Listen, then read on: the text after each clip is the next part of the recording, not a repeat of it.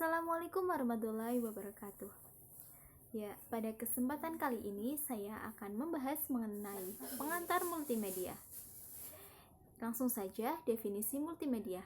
Secara bahasa, multimedia terdiri dari dua kata, yaitu multi yang berarti banyak dan media yang berarti sesuatu yang digunakan untuk menyampaikan pesan atau perantara.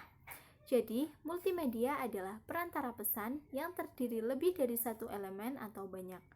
Multimedia adalah sarana komunikasi yang mengintegrasikan teks, grafik, gambar diam dan bergerak, animasi audio, dan media lain. Kombinasi elemen tersebut dapat ditampilkan, disimpan, dikirim, dan diproses dengan sebuah perangkat tertentu. Selanjutnya, elemen-elemen media yaitu yang pertama teks, kedua gambar dan grafik, ketiga audio, keempat video, dan yang kelima animasi. Selanjutnya, sejarah multimedia. Gutenberg dan Kenton yang pertama kali memperkenalkan media cetak pada abad ke-15. Selanjutnya, pada abad ke-19 merupakan masa terpenting bagi perkembangan dunia komunikasi. Revolusi televisi sekitar tahun 1940-an membawa multimedia ke arah lebih serius, apalagi ketika era komputer dan internet mulai berlangsung sejak tahun 1960-an. Internet telah menjadi raksasa media komunikasi saat ini. Multimedia akhirnya memperoleh cakupan wilayah penggunaan tak terbatas. Selanjutnya, multimedia dan pembelajaran. Multimedia telah berhasil diterapkan ke banyak program untuk menyediakan berbagai macam cara belajar atau modalitas. Cara belajar didefinisikan sebagai karakteristik kognitif, afektif, dan perilaku fisiologis yang berfungsi sebagai indikator yang relatif stabil tentang bagaimana peserta didik merasakan, berinteraksi, dan merespon lingkungan belajar. Multimedia dapat digunakan untuk mengembangkan kurikulum yang lebih inklusif, yang menarik bagi peserta didik, visual, aural, dan kinestetik, dan mengatasi perbedaan dalam kinerja peserta didik yang mungkin dihasilkan dari cara belajar yang berbeda. Selanjutnya, alasan menggunakan multimedia dalam pembelajaran.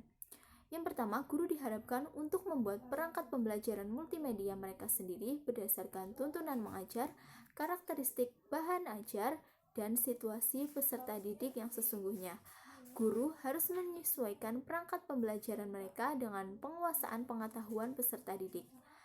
Selanjutnya, berbagai keadaan harus ditetapkan untuk menciptakan suasana kelas aktif untuk mendorong semangat belajar peserta didik.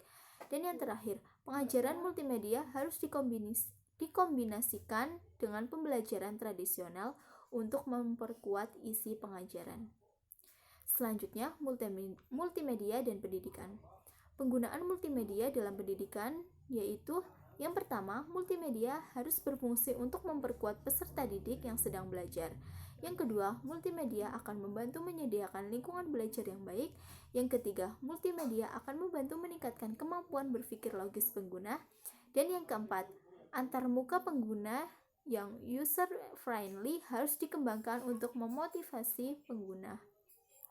Selanjutnya, menggunakan multimedia dalam pendidikan. Yang pertama, pilih media dengan karakteristik terbaik untuk mengkomunikasikan jenis informasi.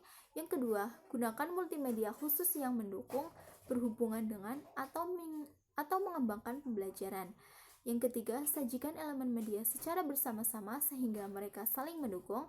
Selanjutnya, menggunakan multimedia yang secara efektif menggunakan saluran pemrosesan verbal dan visual. Yang selanjutnya, biarkan peserta didik untuk mengontrol, memanipulasi, dan mengeksplorasi pembelajaran dampak positif dan pengelolaan elaboratif. Yang selanjutnya, gunakan metafora dan analogi yang dikenal umpan balik dan personalisasi untuk meningkatkan motivasi. Selanjutnya, mendorong peserta didik untuk secara aktif memproses dan mengintegrasikan daripada menerima secara pasif. Dan yang terakhir, sesuaikan media penilaian dengan presentasi media informasi. Selanjutnya, manfaat multimedia dalam pembelajaran. Yang pertama, perspektif alternatif. Kedua, partisipasi aktif. Ketiga, mempercepat pembelajaran. Keempat, retensi dan penerapan pengetahuan. Kelima, keterampilan pemecahan masalah dan pengambilan keputusan. Keenam, pemahaman sistem. Ketujuh, berpikir tingkat tinggi. Kedelapan, otonomi dan fokus. Kesembilan, mengendalikan informasi dengan langkah-langkah dan mengurutkan informasi. Dan yang kesepuluh, akses untuk mendukung informasi. Terima kasih. Sekian dari saya. Apabila ada kesalahan, saya mohon maaf yang sebesar-besarnya. Wassalamualaikum warahmatullahi wabarakatuh.